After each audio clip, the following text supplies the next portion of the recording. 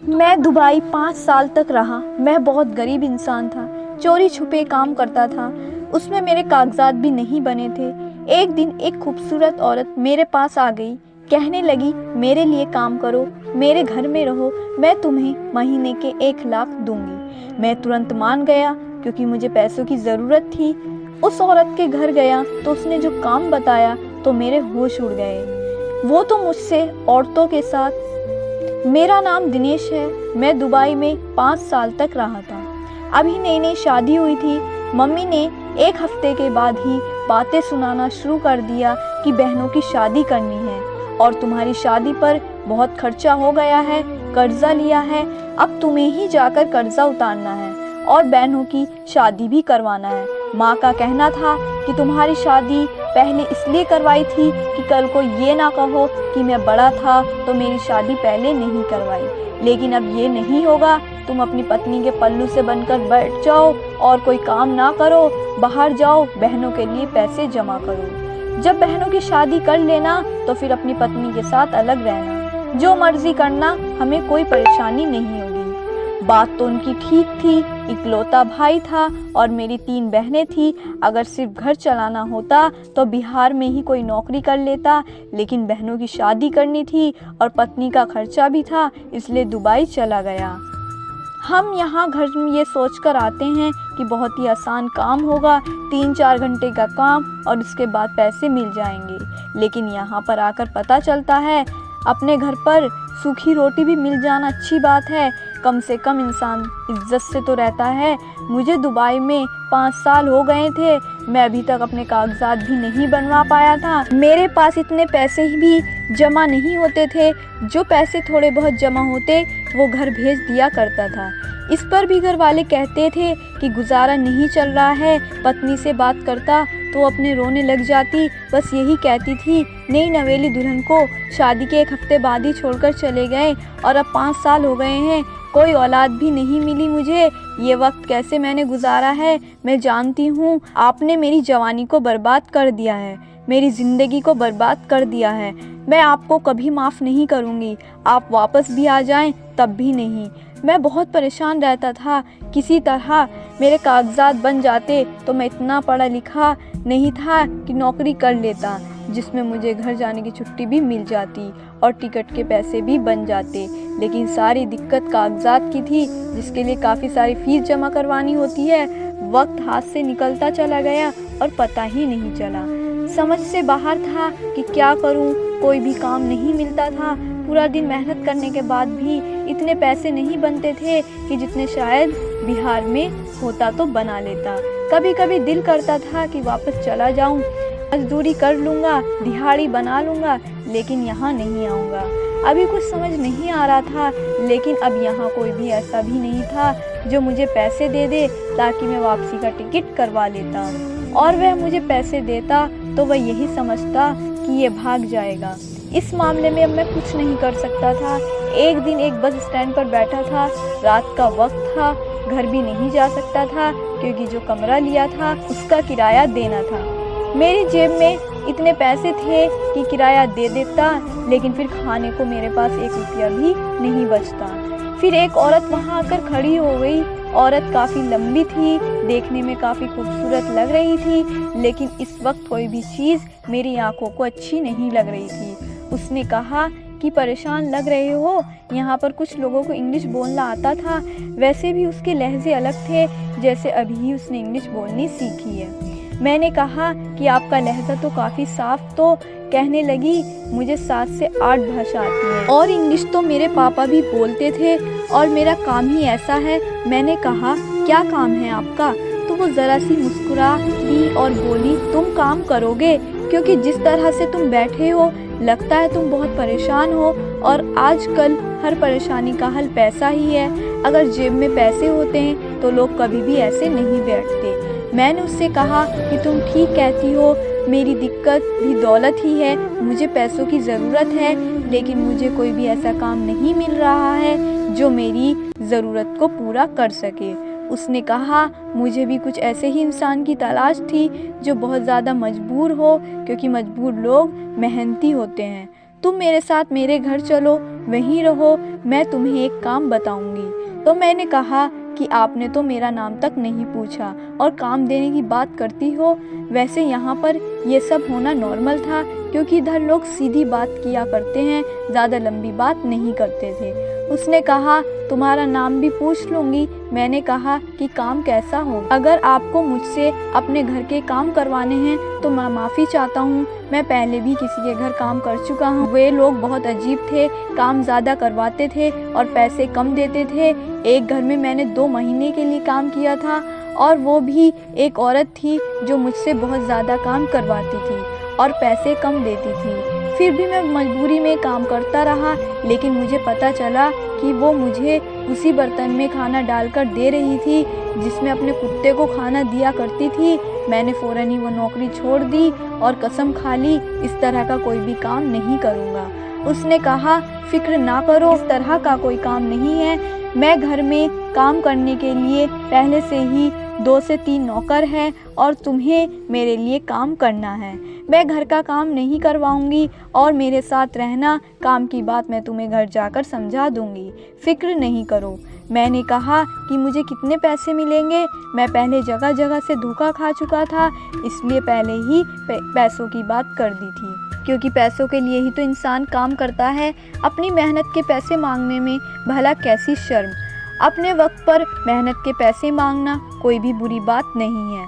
उसने कहा मैं तुम्हें 1 महीने के 1 लाख दूंगी। यह बात सुनकर मैं हैरान परेशान रह गया और मैं इस कदर मजबूर था कि मेरा मुंह खुल गया और मैंने हाँ कर दिया, क्योंकि 1 लाख कोई कम नहीं था। 1 लाख अगर मैं 1 माह में भेजता और कुछ पैसे अगर यहाँ खर्च के लिए भी रख लेता तब भी बहुत पैसे बच जाएंगे, तो मेरी बहनों की शादी 1 साल के अंदर हो जाएगी और उसके बाद मैं अपने घर जा सकता था। मैंने उससे कहा कि मैं तुम्हारे लिए काम करूँगा और उसके बाद मैंने और कोई बात नहीं सोची। मैं बस इतना ही कहा कि पक्की बात है ना, पैसे तो दोगी ना। उसने कहा कि हाँ हाँ, मैं तुम्हारे लिए पैसे ज़्यादा होंगे, लेकिन मेरे लिए पैसे ज़्यादा नहीं हैं। रास्ते में जाते हुए उसने मेरा नाम भी पूछा और यह भी कहा किस देश से हो। उसके बाद उसने कहा कि बहुत अच्छी बात है, मुझे तुम पर बहुत भरोसा है। उसने मुझे एक कमरा भी दिया जो दूसरी मंजिल पर था और कमरे के साथ एक बाथरूम भी थी। उसने कहा कि जब तक मैं यहाँ हूँ इधर ही रहूँगा।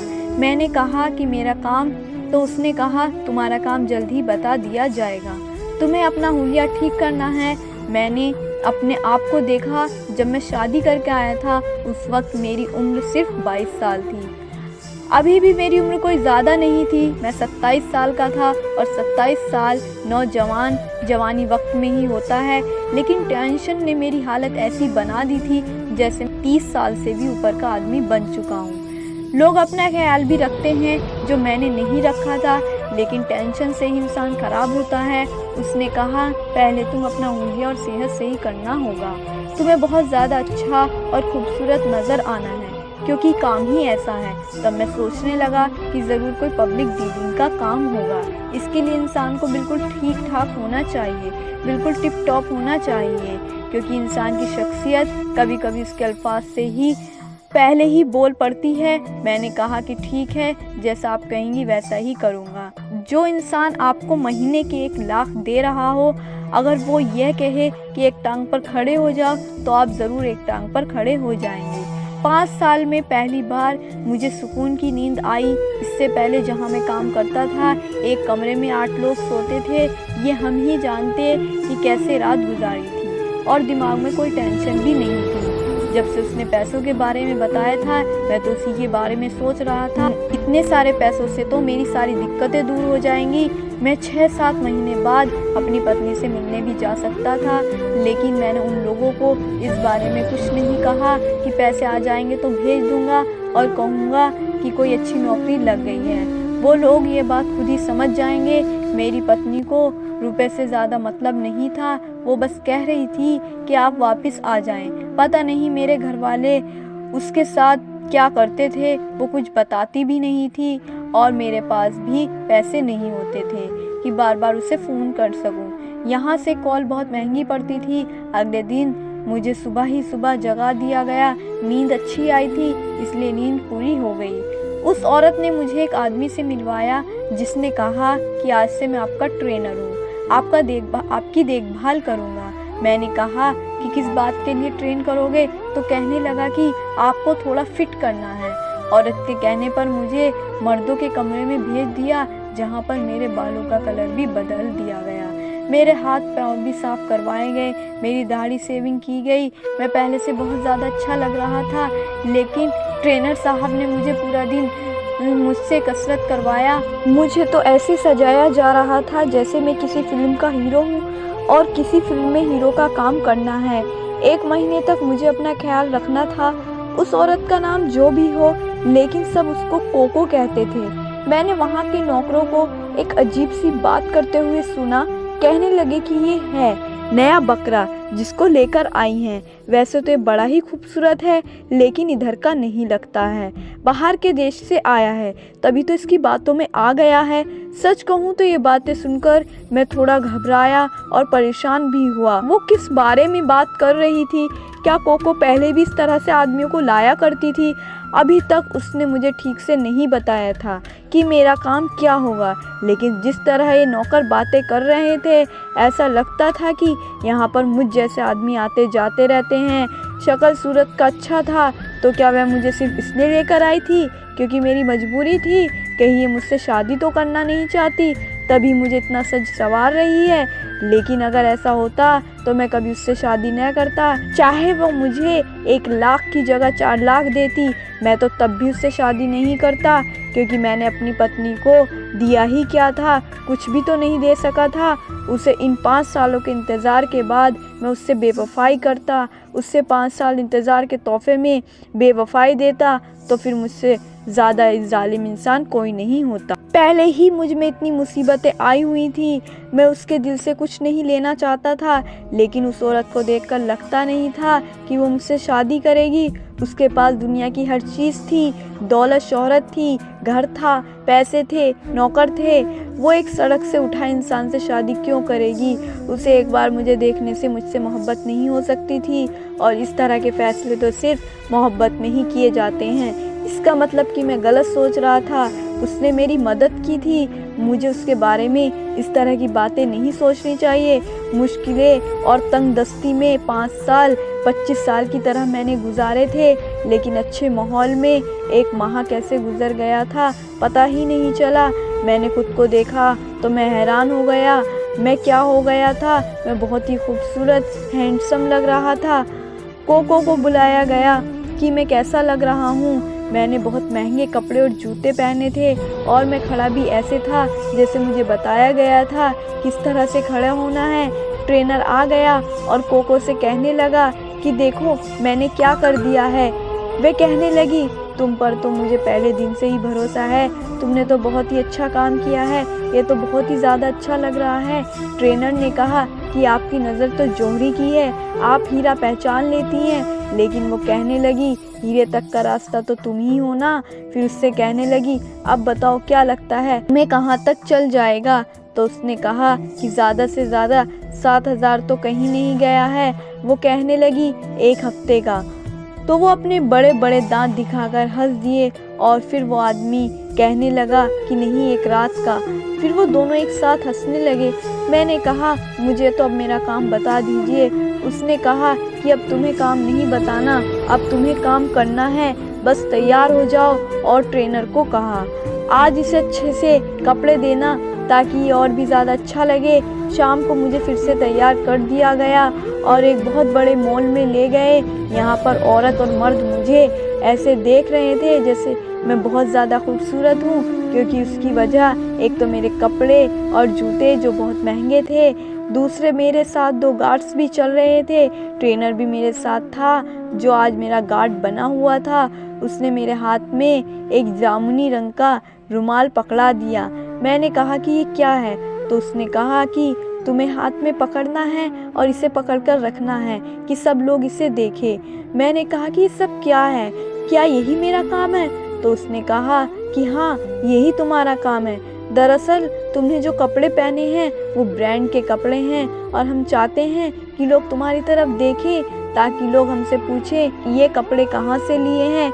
इस तरह उनकी मशहूरी होगी और फिर लोग वहीं से कपड़े लेंगे और हमसे उनका पता पूछेंगे और इस तरह दुकान वाले हमें पैसे देंगे। उन पैसों से ही हम तुम्हें तनख्वाह देंगे। तुम्हें रोज़ नए अच्छे अच्छे कपड़े पहनकर मॉल में आना है। सब लोगों को यही लगना चाहिए कि तुम बहुत ही अमीर इंसान हो, इसलिए हम तुम्हारे नकली बॉडीगार्ड बने हैं। मैं बहुत ज़्यादा खुश था, मेरे चेहरे पर मुस्कुराहट भी आ गई और मैं बड़े तरीके और स्टाइल से वहाँ पर घूमने लगा। मैं कोई अनपढ़ जाहिल गवार नहीं था, मेरे लिए चीज़ें कोई नई बात नहीं थी। मैं बिहार में भी अच्छी तरह तैयार होकर रहता था। ये अलग बात है कि इतने महंगे कपड़े नहीं पहना करता था। मैं ऐसे ही चल रहा था कि अचानक एक औरत मेरे पास आई और मेरे हाथ में जो रुमाल था उसका दूसरा हिस्सा पकड़कर बोली, चलो मेरे साथ। मैंने कहा कहाँ? तो कहने लगी कि चलो। अभी वो इंग्लिश बोल रही थी। 5 साल में इतनी मुझे इंग्लिश आ गई, लेकिन वो औरत जिस तरह से पेश आ रही थी बात मेरी समझ से बाहर थी। उसने मुझे एक हाथ से पकड़ा और इस तरह मुझे अपने साथ ले जाने लगी जैसे उसने मुझे खरीद लिया हो। जो ट्रेनर थे वो पीछे हट गए, बल्कि जाते उसने कहा, जाओ, परेशान होने की बात नहीं है। वो तो मुझे अपनी गाड़ी में ले आई और कहने लगी कि चलते हैं। मैंने कहा मुझे कहाँ लेकर जा रही हो, मुझे समझ नहीं आ रहा है। उसने कहा तुम्हारे हाथ में जामुनी रंग का रुमाल लेकर खड़े हो, तुम्हें यही नहीं पता मैं तुम्हें कहाँ लेकर जा रही हूँ? जामुनी रुमाल फिर तुमने हाथ में क्यों पकड़ा था? मैंने कहा कि क्या मतलब है, क्या मकसद है इसका? तो उसने मुझे एक बात बताई। उसने कहा कि पुराने ज़माने में जब औरतों को ख़रीदा जाता था तो ख़रीदने वाली औरतों के हाथ में जामुनी रंग का रुमाल पकड़ा दिया जाता था। यही रस्में आगे चलती गईं और आज जिसको भी ख्वाहिश पूरी करनी होती है उसके हाथ में रुमाल निशानी के तौर पर पकड़ा दिया जाता है, चाहे वो लड़की हो या लड़का। जामुनी रंग का मतलब इस चीज़ की तरफ इशारा है कि मैं इस काम के लिए राज़ी हूँ। ये बात सुनकर मेरे रों कांप गए, इसलिए उस औरत ने मुझे पकड़ा और मेरा हुलिया भी ठीक करवाया। और जब वह अपने ट्रेनर से कह रही थी कि एक रात के 7,000, तो इसी बारे में बात कर रही थी। मैं हैरान रह गया। मैंने कहा कि माफ़ करना, मैं यहाँ ये काम नहीं करता हूँ। वह मुझे बुरे नामों से पुकारने लगी, मुझे बुज़दिल कहने लगी कि अगर ये काम नहीं करते तो फिर ये हुलिया क्यों बना रखा है। मैं वहाँ से ऐसा भागा, उस औरत के हाथ ना लगा। वो बाद में मुझे ढूंढती भी नहीं। फिर मुझे एक अच्छा इंसान मिला, मैंने उसे सब कुछ बताया। उसने मेरी इतनी मदद की और कहा कि मैं तुम्हारे देश वापस भिजवा सकता हूँ, क्योंकि मैं हर महीने गरीबों को पैसा देता हूँ और मैं इसी तरह की लोगों की मदद करता हूँ। उस इंसान का भगवान भला करे जिसने मुझे वापस भिजवा दिया। वापस आया, अपनी माँ, बहनों और पत्नी से मिलकर दिल को बहुत सुकून भी मिला, पत्नी से भी मिला और इस बात की खुशी हुई कि मैंने उसके साथ बेवफाई नहीं की थी। जो उस औरत ने घर पैसे भेजे थे उसको घर वालों ने इस्तेमाल नहीं किए थे। मैंने सोचा मैं यहीं पर काम करूंगा। उन पैसों से मैंने काम शुरू किया। हम गरीब इंसान हैं, हम थोड़े से परेशानी में बहुत परेशान हो जाते हैं, सोचने लगते हैं कि पता नहीं क्या होगा, जबकि सबका मालिक ऊपर बैठा है। मेरी बहनों की शादी हो गई, हमारे यहाँ औलाद भी हो गई। 3-4 साल मुश्किल थे, लेकिन अब ज़िंदगी अच्छी हो गई। सोचता हूँ कि बिना वजह अपनी ज़िंदगी के 5 साल मुसीबत में काटे और अपनी पत्नी को भी इंतज़ार करवाया। मैं ये नहीं कहता कि कोई परदेश ना जाए, लेकिन ये सारी बातें दिमाग में रख कर जाए, क्योंकि वहाँ आपके साथ कुछ भी हो सकता है। मैं पढ़ा लिखा था, समझदार था, यूं ही हालात से डर गया और बाहर जाने का इरादा कर लिया। लेकिन अब मेरी ज़िंदगी में सब कुछ ठीक हो गया है और यहीं पर मैंने सब कुछ बना लिया। आपको वीडियो अच्छी लगी तो हमारे चैनल को सब्सक्राइब करना। Thank you.